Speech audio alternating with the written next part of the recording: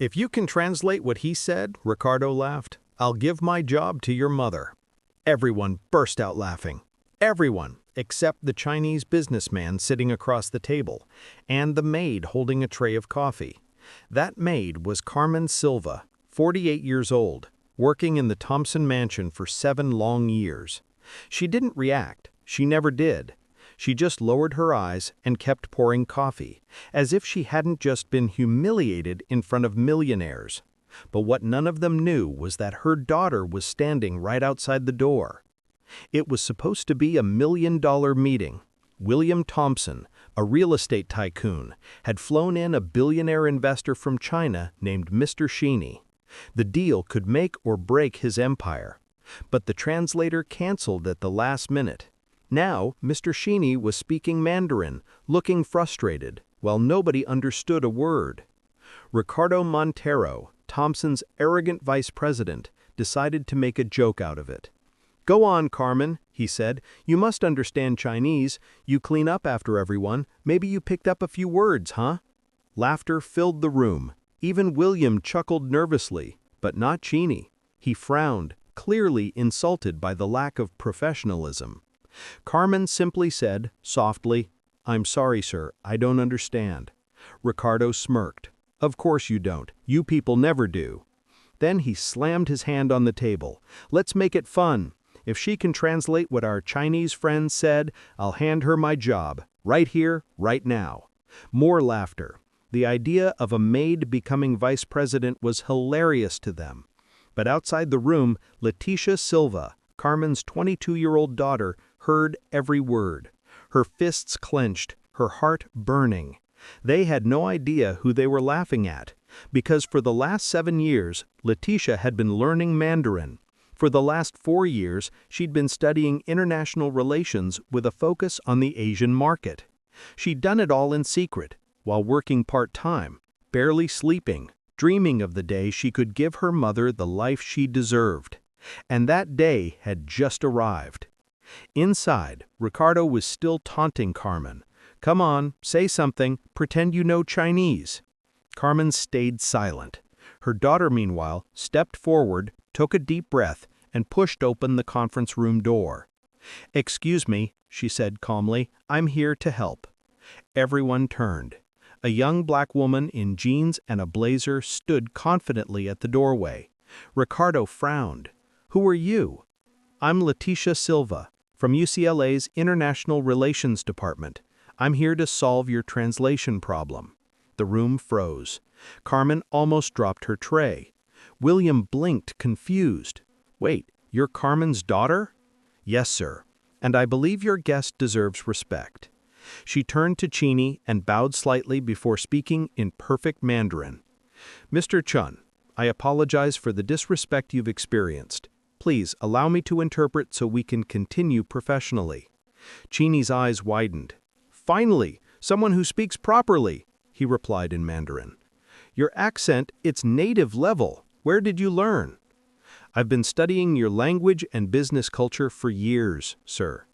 The executive stared, mouths open. Ricardo looked like he'd swallowed a lemon. "Hold on," he snapped. "You're just the maid's daughter. You can't just walk in here pretending to be an interpreter." "Pretending?" Leticia smiled. "Mr. Ricardo, didn't you just make a public bet? You said if anyone could translate what Mr. Sheeny said, you'd give them your job. I heard every word." William froze. Sheeny crossed his arms, intrigued. "Go ahead then," Ricardo sneered. "Translate." Leticia nodded and began speaking in flawless Mandarin, repeating word for word what Mr. Sheeny had said earlier. "You said you were disappointed in this company's lack of professionalism, that humiliating employees shows poor leadership. You said you grew up poor in Shanghai, and your mother worked as a maid to pay for your education, and that you would cancel all business with this company unless someone showed competence in 5 minutes. Every word hit like a thunderclap. Sheeny stood up, eyes shining. "Perfect translation, every single word. How did you know all that?"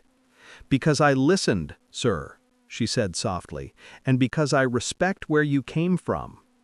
The room went silent. Ricardo's face drained of color. Then Letitia took out her phone. "Actually, Mr. Chun, I have something else to show you." She pulled up an app. "This is my final university project, a real-time translation tool for Sino-American business negotiations. It recognizes not just words, but cultural tone and business etiquette." Chini's eyes widened. "You built this yourself?" "Yes, sir. I wanted to make sure people never lose opportunities because of language barriers." Chini smiled, the first real smile since he'd entered the room. "You're remarkable." He turned to William. "Mr. Thompson, I'll keep the contract, but only on one condition. From now on, this young woman represents your company in all negotiations." William looked stunned. Ricardo exploded.